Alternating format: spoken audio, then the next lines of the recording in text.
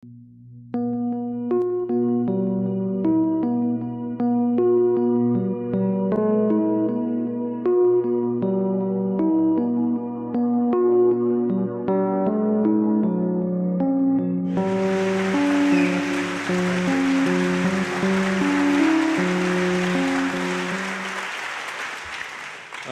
you, Sonali. Thank you, KPFK. Thank you, Emergency. Emergency has this remarkable bunch of people here in LA who came out of nowhere, just like LA came out of nowhere, I guess. And they're obviously very good organizers. Well, I've known Gino Strada for a few years now. I got to know him when I was asked to write an introduction to his book, Green Parrots, A War Surgeon's Diary, which I urge you all to read. So I did it, and in writing the introduction, of course, I had to read it. Sometimes that happens. And so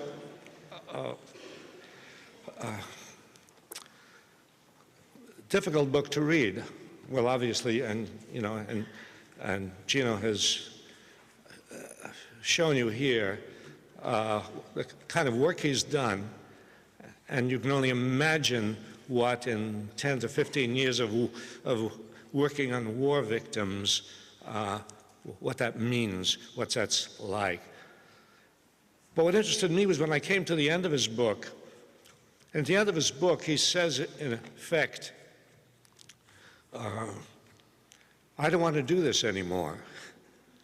I don't want to operate on children anymore. I don't want to amputate the arms of kids who have been devastated by landmines anymore. You know, we need to abolish war. And then he invited me to Rome, which is, of course, a difficult invitation to accept. But I went. And then you might say he enlisted me in the idea of starting to spread the word in this country and everywhere, the word that we cannot accept war anymore as a solution for any of the problems that we have in the world. I mean, we are now struggling, we in this country, to stop the war in Iraq. We're working very hard on that. And we're going to succeed. The war in Iraq is going to have to come to an end. But what happens then? What happens after the war in Iraq? Our country has been fighting war after war after war ever since the end of World War II, ever since that war which was supposed to bring an end to war. And after Vietnam, we thought, no more wars. And then the government decided also, oh, well, the people of the United States apparently have turned against war. This is bad. They described what they called the Vietnam syndrome. Syndrome is a word for sickness. The sickness was that the American people had turned against the government, against the FBI, against Congress, against the establishment, against the war. This was the Vietnam syndrome, and the United States government set out to somehow do away with that syndrome by fighting small, quick, victorious wars against weak opponents to get the American population accustomed to war, once again. And this is what they've been trying to do. The Iraq War represents the latest of it, except that it hasn't been quick. It's been going on for 3 years. And it may be that the Vietnam syndrome has not been eliminated, that the American people are beginning to understand the futility of war, the immorality of war. We're seeing a growth in consciousness among the American people, and that's a very positive encouraging thing to see. But what comes next? You know, well, they're already beating the drums for war in Iran, right? Already talking about bombing Iran, already drawing up the plans. And when they're confronted with this, they said, we're only drawing up plans. They're creating a hysteria about Iran the way they created a hysteria about Iraq. I don't think they will succeed this time. I think the American people have learned something about the war in Iraq, which makes them more suspicious of what the government is saying about Iran. But I think we have to think about not this war, not the next war. We don't want to have to create another anti-war movement and another anti-war movement and another anti-war movement. We really have to present in the world the idea, an idea which is sort of obviously utopian and long-term, but an idea which absolutely must take hold. Its time has come, you know, and the idea that war must be abolished. And Gino Strada showed you, told you about Einstein's quote. When Einstein said that in 1932, he was attending a conference in Geneva, which was called a disarmament conference. Anytime you see the words disarmament conference, be suspicious. When the governments of the world use the word disarmament, they don't mean it. And so Einstein attended this disarmament conference. He, like so many people, was disillusioned by the horror of World War I. And what did he hear at this disarmament conference? He heard these nations talking about, well, these weapons will be banned, and these weapons will be okay. And he did something which nobody expected Einstein to do. He called a press conference. Einstein doesn't do things like that. But he did, and he said, and you saw those words on the screen, war cannot be humanized, war can only be abolished. And that's the theme of this campaign that we want to initiate. And you're part of the initiation. We expect you to spread the word. You expect you to not just to stop the war in Iraq, but we expect you to begin talking to everybody you can about the abolition of war itself. Governments are not going to do it. Governments can never be depended to advance the cause of peace or justice or human rights. I mean, in the course of human history, governments have never been dependable in taking care of the needs of people. And after all, governments are not set up for that purpose. Governments are set up to serve certain interests, and those are not the interests of the people. This is a very important thing for people to grasp. People who have some naive conception that we very often grow up with in this country, that the government is our friend, and no, the government is not our friend. Occasionally,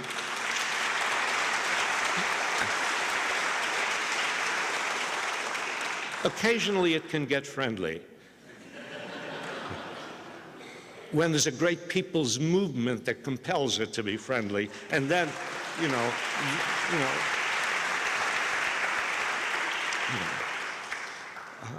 so it is really up to us. It is up to the people of the world to abolish war, because governments won't do it. And very often you hear it's said that, well, people are not going to do it because war is part of human nature. How many times have you heard that? How many times have you heard, I think I once figured it out, anytime you get into a discussion of war, like 12 minutes into the conversation, somebody says, oh, it's human nature. Test that out. It's a scientific observation of mine. 12 minutes, yeah. If war were a part of human nature, governments would not have to go to such enormous lengths to persuade people to go to war. People would rush spontaneously. No, governments have to work at it. They have to work very hard at it. The natural instincts of people are not for war.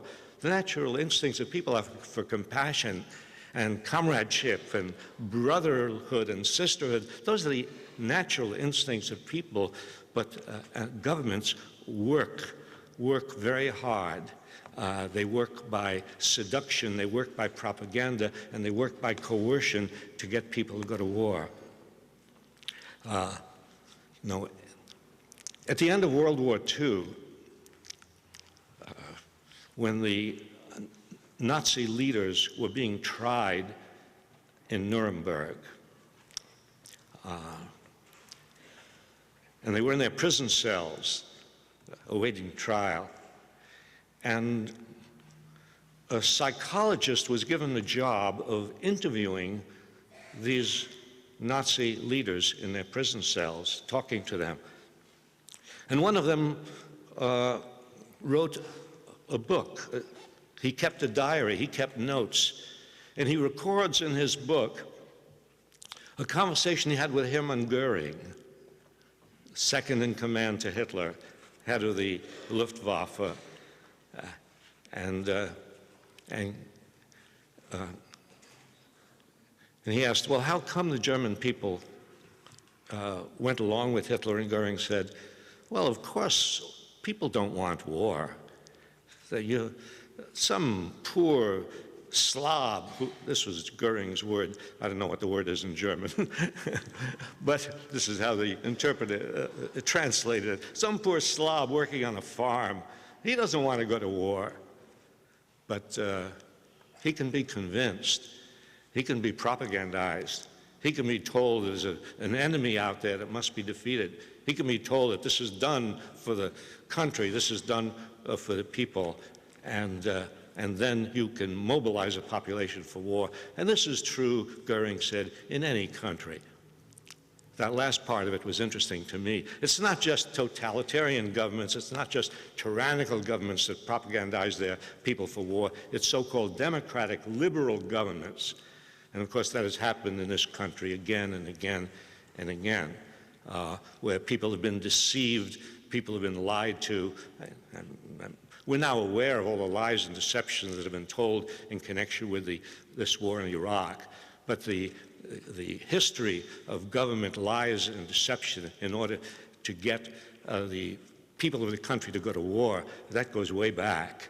I mean, how else can governments get people to go to war? It goes back to the Mexican War. It goes back to the war in Cuba. It goes back to the Philippines. It goes back through all the wars that we've fought. Deception, lies, and that's how they do it.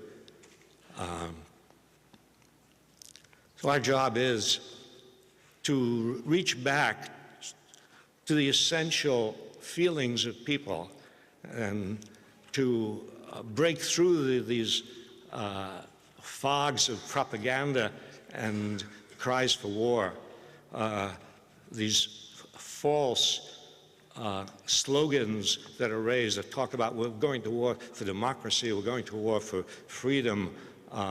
We now have a history which shows that all these so-called wars for freedom and democracy have not brought freedom and democracy to any of the people that we've waged war against.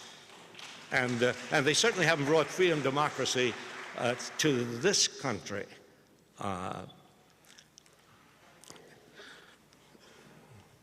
And you will hear them say, Memorial Day is coming up, come to think of it.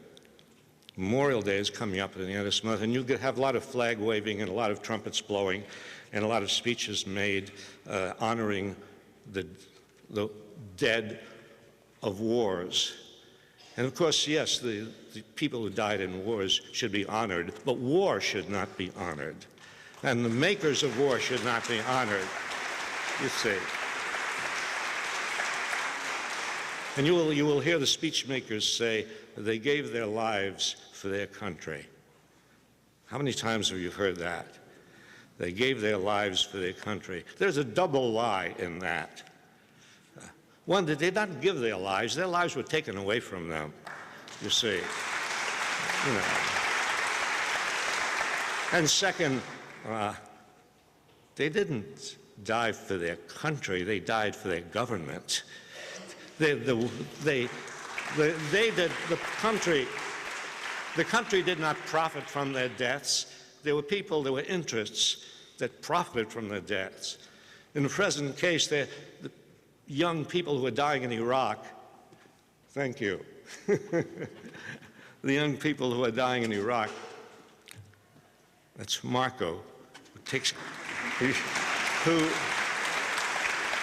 who's keeping me alive with regular doses of water and who knows what else, you see.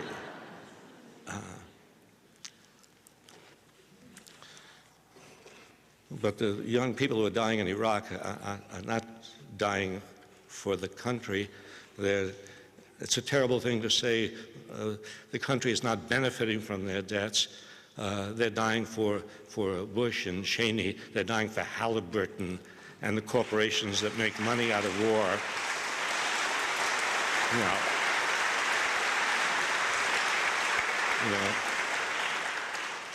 Wise men throughout history have recognized this. Plutarch recognized this. The poor go to war for the benefit of the rich. Eugene Debs recognized this. He was sent to prison for 10 years in World War I for saying it's the poor, the working class, who fight the wars, and it's the rich who send them to war.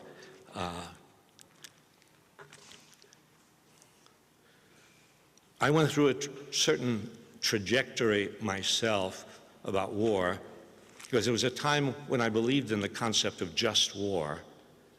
That is, I believed that there were just wars and unjust wars, good wars and bad wars. And I think that's a very, very common belief among people, you know. Although I once had a student who wrote a paper about war, and in her paper she said, you know, wars are like wines. There are good years and bad years. There are good wars and bad wars. But she said, war is not like wine. War is like cyanide. One drop and you're dead. I always remembered what she said, because it fitted my own experience, the development of my own thought, because I volunteered for the Second World War. I had to tell you what war it was so that you wouldn't think it was the Spanish-American War. But I volunteered for that war and became a bombardier in the Air Force, and because I believe this was a good, yes, it was right. It was a good war. Studs Terkel has done a world history of people who lived through World War II, and he calls it the good war. Although if you look closely, you'll see he put quotation marks. And I realized that I did not know when I dropped my bombs what I was doing to human beings. You drop bombs from 30,000 feet high, 6 miles high, you don't see any people. You don't hear screams, you don't see blood. You don't know what you're doing. I mean, this is so much the nature of modern warfare. You know, people blithely send off rockets and cruise missiles and drop bombs, and they really don't know what they are doing. And they come back, and you see them on television, exultant. We just completed our mission. I remember those pictures at the end of during the first Gulf War. The pilots would come back for their missions. We hit our targets. The truth is, they did not know what they hit. You know? And so I began to think about that, and began to think about Hiroshima and Nagasaki, and think about those several 100,000 people who died. These were not the people who bombed Pearl Harbor. These were the children of Hiroshima and Nagasaki. I began to think about the 100,000 people in Tokyo who died in one night of firebombing in Tokyo in the spring of 1945. Yeah. One night of firebombing. And we had denounced the fascists for bombing civilian populations. We had denounced them for their cruelty, their brutality, and here we were, and the bombing of Dresden, and the bombing of, 30,000, 40,000, 60,000 people, Frankfurt, Hamburg, altogether perhaps 600,000 civilians in Germany died in the bombing. Probably an equal number died, 600,000 or so, in Japan. I began to think about the good war and the just war, and realized that war poisons everybody who engages in it. You start off, I recreated my own psychology, that is, starting off deciding these are the bad guys, we are the good guys. And then realizing that once I had made that initial decision that they are the bad guys and we are the good guys, once I made that initial decision, I didn't have to think anymore. I didn't have to question anything anymore. From that point on, anything goes. That's just the psychology of the just war, And so then Hiroshima and Nagasaki, and then Tokyo, then anything can happen. And what I didn't realize was that what war does is it turns everybody into bad guys, both sides, whatever the initiating situation was. And you can look back through history, and you see this happening again. You go back to the Peloponnesian War. The Athenians were the good guys, and the Spartans were the bad guys. And then, in the course of the war, the Athenians begin to behave just like the Spartans. So yeah, I began to think about, here I was testing war by its best example, World War II. This is the example that everybody points to, and they say, well, there is such a thing as a good war, and World War II is an example. So I wanted to take the most extreme test of the idea of a good war, which is World War II. And when I looked at it, I came away with a much more complex view of this good war than I had at the beginning. And I realized that what happens in war, even a war against a tyrant, and war is always against a tyrant. There's always a tyrant to make war on. When you make war against a tyrant, the people you kill are the victims of the tyrant. This is what we've been doing all along. People we've been killing in Iraq and saying, Saddam Hussein, we've got to get rid of Saddam Hussein. People we kill in Iraq are the victims of Saddam Hussein. So yeah, and then I looked at the world after the war, as the years went by, and I had at the end of the war, I had gotten a letter from General Marshall, who was the general of generals in World War II, and I think it was the first five-star general. It was, you might say, a personal letter addressed to me and 16 million others who had served in the military. And the letter says something like, congratulations, we've won the war against the terrible foe, and it will be a new world. Well, looking around, and you saw in Gito's chart about the wars that have followed World War II. Looking around the world after the war, we had defeated fascism, Mussolini, Hitler, the Japanese military machine. We had not defeated fascism around the world. There was still fascism in the world. There's still racism in the world. There's still militarism in the world. And there's still war. War after war after war.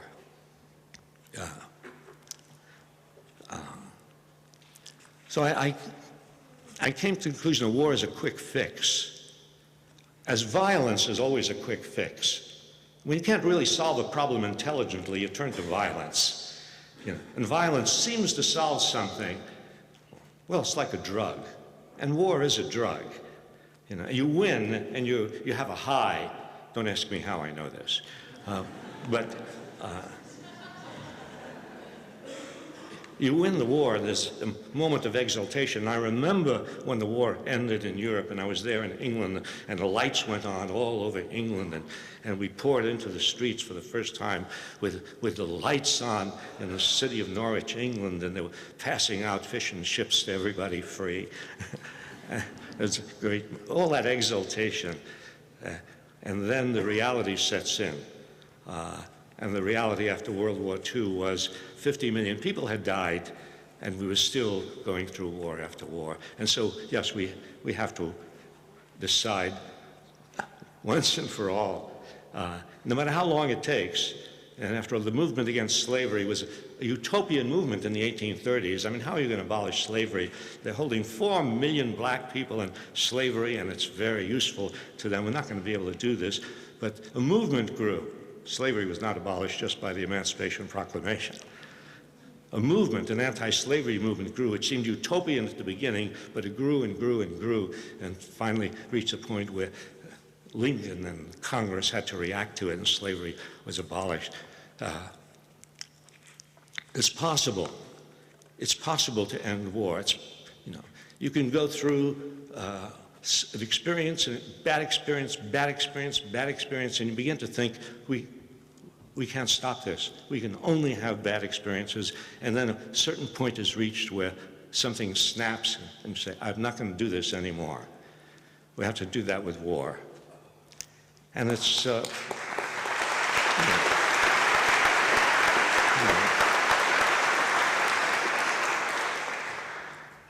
and we have to think about this.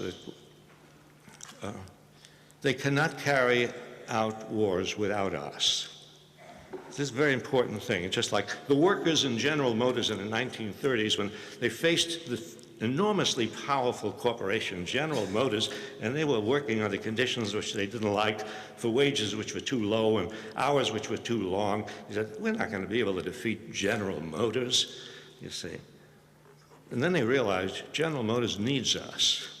All we have to do is stop working, and General Motors is helpless.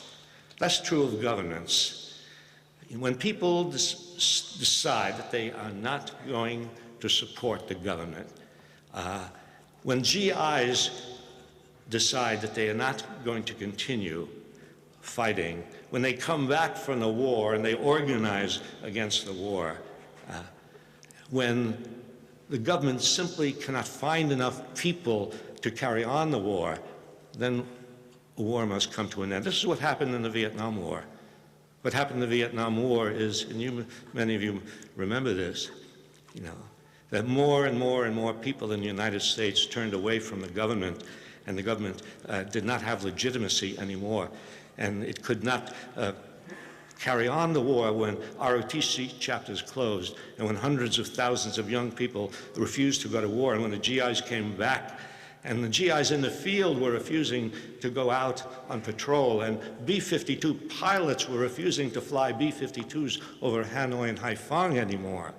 And then, and the Vietnam veterans came back and they formed Vietnam Veterans Against the War, and they threw their medals over a fence in Washington, D.C., and at a certain point the government decided, no, it will not be able to carry on the war. This is beginning to happen in the war in Iraq. And so the war at some point will come to an end. And it is up to us to decide that we are not going to support any war, whatever reason is given to us by whatever liars sit in the White House. We're not going to do that.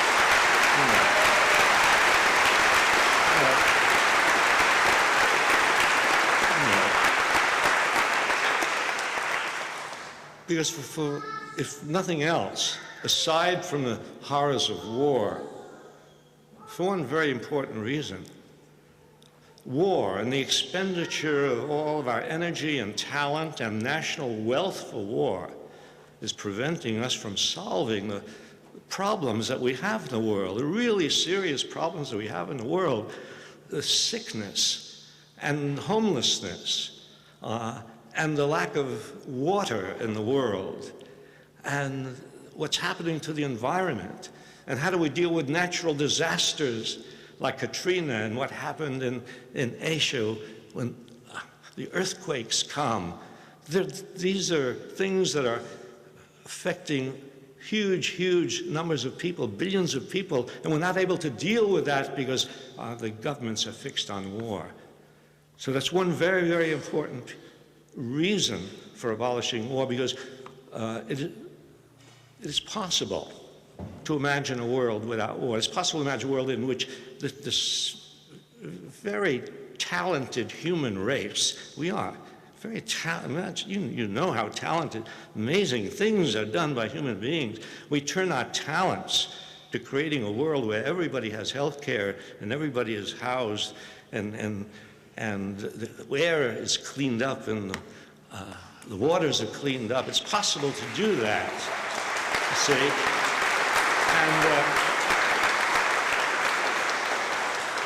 And so we will start modestly here in this church. Thank you.